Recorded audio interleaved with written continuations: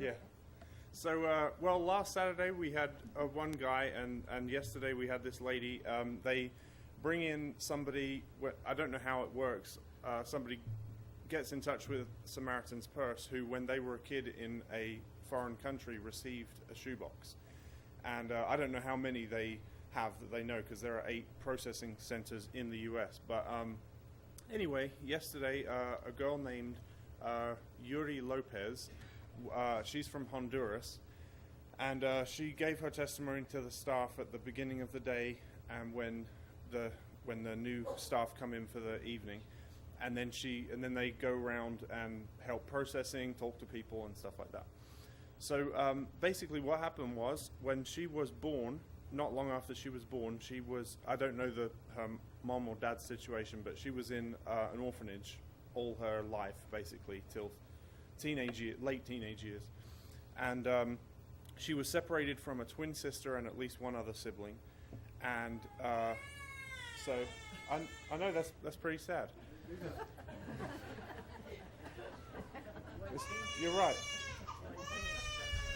Grandpa, you made me mad.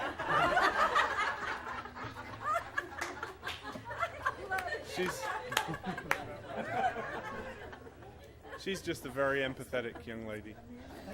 So this girl was separated from her siblings, and then when she was 6 years old, they heard a helicopter, and they didn't know what it was, and it was Operation Christmas Child. So they all got the shoebox, and it was quite funny how she told that the missionaries, well, she was glad for it, of course, but the missionaries would tell them all about Jesus first, and they'd be holding their shoeboxes and not allowed to open them.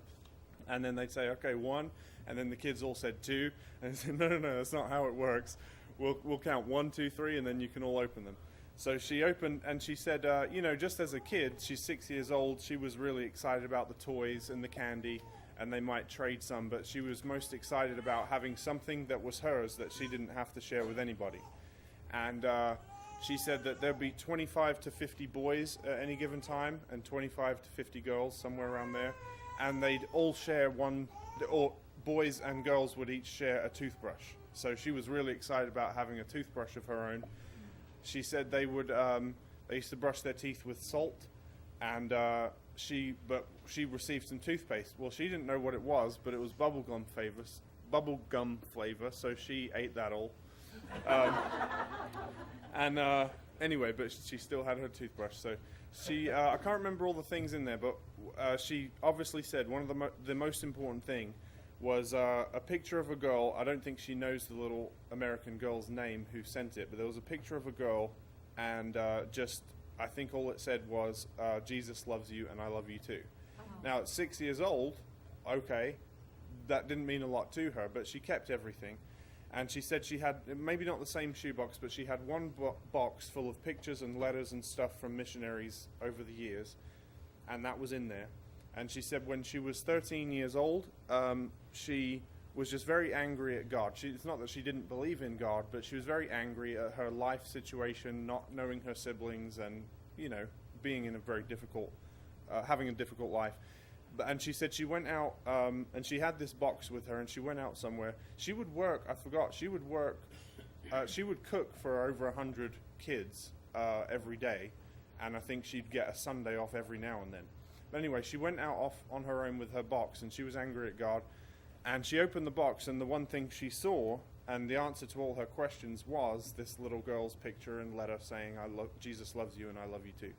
And she said her heart was softened, and it was within within a few months later, she accepted Christ. So anyway, lots of wonderful stories. And if you do go, and if these 4 slots fill up, and you can go online and see if there's any other available slots if you go separately anyway, you will have a good time. That's my job. That's other people's job, is actually to make sure the teams know what they're doing with the processing things and having a good time. That's the number one.